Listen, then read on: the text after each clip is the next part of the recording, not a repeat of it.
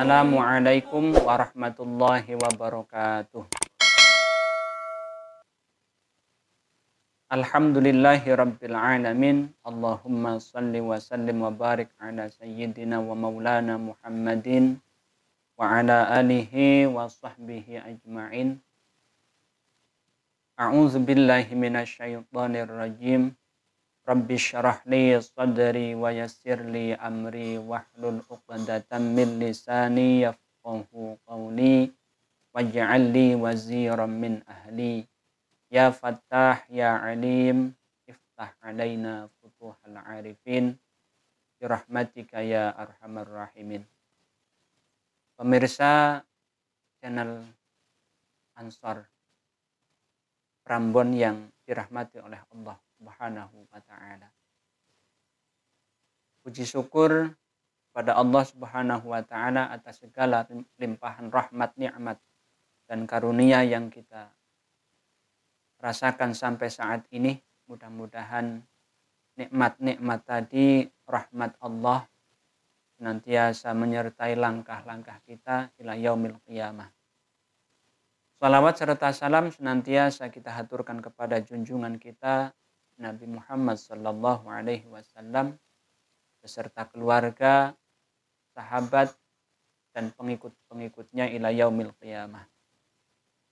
Pemirsa channel Ansor yang dimuliakan Allah Subhanahu wa ta'ala, ada sebuah hadis yang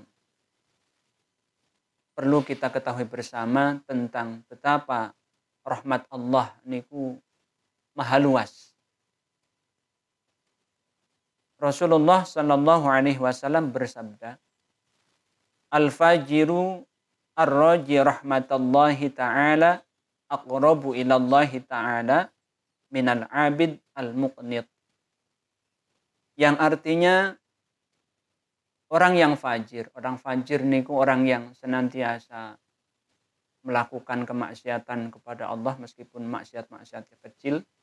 Tapi orang fajir ini senantiasa mengharapkan rahmatnya Allah. Dia tidak putus asa atas rahmatnya Allah. Itu lebih dekat kepada Allah daripada orang yang ahli ibadah, tapi dia merasa putus asa dari kasih sayang Allah, dari rahmatnya Allah. Nah, kemudian ada sebuah cerita tentang yang berkaitan tentang hadis ini. Zaman dahulu niku ada seorang laki-laki yang mempeng ibadahnya mempeng, dia konsisten dengan ibadahnya, kemudian memberatkan dirinya sendiri untuk senantiasa beribadah pada Allah, tapi dia memutus rahmatnya Allah, menakut-nakuti manusia dari rahmatnya Allah. Apa yang ia sampaikan kepada umatnya, kepada manusia yang lain, itu senantiasa berkenaan dengan siksanya Allah tanpa kemudian menyampaikan betapa luasnya rahmatnya Allah. Lah orang ini ahli ibadah yang yaknatun nasa min rahmatillah niki, memutus rahmatnya Allah dari manusia, kemudian dia meninggal. Setelah meninggal, faqala ya rabbi mali indaka. Mana amalku di sisimu ya Allah? Kemudian Allah malah menjawab, bagimu neraka. Qala ya rabbi fa aina ibadati. Protes orang laki-laki ahli ibadah ini, protes. Ya Allah, mana ibadahku? Mana mempengku ketika ada di dunia? Kemudian Allah menjawab, faqala innaka kunta taqnatun nasa min rahmati fid dunya. Kamu sudah memutus rahmatku dari manusia ketika ada di dunia, maka saya memutus rahmatku pada hari ini. Maka dari itu penting banget untuk para da'i, kita senantiasa sampaikan kepada orang-orang yang memang melakukan kesalahan, melakukan dosa, untuk senantiasa mengharapkan rahmat Allah Subhanahu wa ta'ala. Jangan putus dari rahmatnya Allah. Kita manusia memang tempatnya salah, tempatnya lupa, tempatnya dosa tempatnya maksiat, tapi rahmat Allah lebih luas daripada dosa-dosa yang kita lakukan. Maka jangan sampai kita berputus asa dari rahmatnya Allah. Ada sebuah kisah yang menurut saya sangat menginspirasi agar kita tidak terlalu terlalu putus asa akan rahmatnya Allah. Kisah ini, dahulu ada seorang laki-laki yang tidak pernah berbuat baik sekalipun. Ya, pekerjaannya cuma maksiat kepada Allah, tapi dia punya satu keyakinan akan rahmatnya Allah. Ketika hidup dia tidak pernah berbuat baik, kalaupun berbuat baik mungkin persentasenya masih lebih banyak perbuatan yang jelek. Kemudian sebelum meninggal ia berwasiat kepada keluarganya, wahai keluargaku, nanti ketika aku mati, bakarlah jasad saya. Bakarlah jasad saya sampai menjadi debu. Kemudian ketika sudah menjadi debu, bawalah debu tadi di tengah laut ketika angin bertiup kencang. Buanglah debu tadi ketika angin bertiup kencang. Lah, oleh keluarganya wasiat ini diluluskan.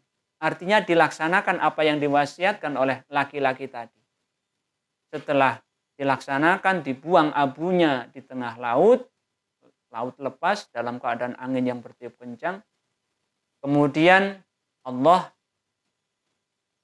mengumpulkan debu-debu tadi menjadi satu, menjadi utuh lagi untuk dalam rangka diberikan pertanyaan di alam barzakh. Setelah dikumpulkan menjadi utuh, ditanya oleh Allah, apa yang membuatmu berbuat demikian? Padahal kamu tidak pernah berbuat baik, lah kok malah ditambahi wasiat yang aneh, wasiat yang tidak selayaknya. Kemudian si laki-laki tadi yang berwasiat untuk jasadnya dibakar dan abunya disebar di tengah laut, itu kemudian menjawab, karena aku takut kepadamu ya Allah, takut kepadamu dan mengharapkan rahmatmu. Jadi apa yang dikehendaki oleh laki-laki tadi, karena saking takutnya, dia sadar kalau dia dikubur, kemudian dikafani, disolati, dibersihkan, kemudian dikubur, maka yang mesti dia akan ditanya oleh malaikat mungkar nakir di dalam kubur, dan mesti dia tidak bisa menjawab. Dia sadar diri, makanya dia punya inisiatif, ketika saya dibakar, tidak mungkin saya nanti ditanya karena sudah menjadi debu. Tapi kuasa Allah berbeda. Dia tetap ditanya di dalam alam barzakh, kemudian dijawab karena ternyata apa yang ia lakukan, membakar jasadnya, berwasiat untuk dibakar, kemudian debunya disebar di lautan, itu karena didasari rasa takut tadi, rasa takut ditanya dalam kubur dan sebagainya. Nah, karena rahmatnya Allah niku maha luas, dan karena khaufnya, rasa takutnya si hamba tadi, Allah mengampuninya. Padahal dia tidak berbuat baik ketika berada di dunia. Bahkan sampai hendak mati pun dia masih melakukan keburukan, yaitu wasiat kepada keluarganya untuk membakar jasadnya sampai menjadi. Pemirsa channel Ansor yang dirahmati Allah, cerita ini bisa kita ambil pelajaran bahwa betapa luasnya rahmat Allah bagi mereka yang dikehendaki olehnya. Maka kita beribadah juga jangan berbangga diri, jangan merasa bahwa diri kita ibadahnya sudah banyak, kemudian yang sedang dalam keadaan bermaksiat kepada Allah, jangan kita putus asa dari rahmatnya Allah. Kita taubat kepada Allah, taubat kita insya Allah kalau kita lakukan dengan sungguh-sungguh, Allah akan mengampuni dosa-dosa kita, dan puncaknya Allah akan merahmati kita, kasih sayang Allah akan meliputi kita, dan insya Allah apa yang kita lakukan, taubat kita diampuni, ibadah kita diterima oleh Allah Subhanahu wa Ta'ala. Kemudian yang sedang dalam ketaatan kepada Allah, kita tetap konsisten dengan ketaatan kita, dan kita jangan berbangga diri dengan amal ibadah yang kita lakukan. Kita tetap rendah diri, kita tetap introspeksi diri, kita tetap mengharapkan rahmatnya Allah Subhanahu wa Ta'ala. Demikian, mudah-mudahan bermanfaat untuk memberikan motivasi diri kita agar senantiasa husnudzon kepada Allah. Kemudian kita selalu ingat bahwa rahmat Allah niku maha luas. Mudah-mudahan bermanfaat, khususnya untuk pribadi saya dan umumnya untuk pemirsa sekalian. Wallahu a'lam bishawab. Ihdinas siratal mustaqim. Assalamualaikum warahmatullahi wabarakatuh.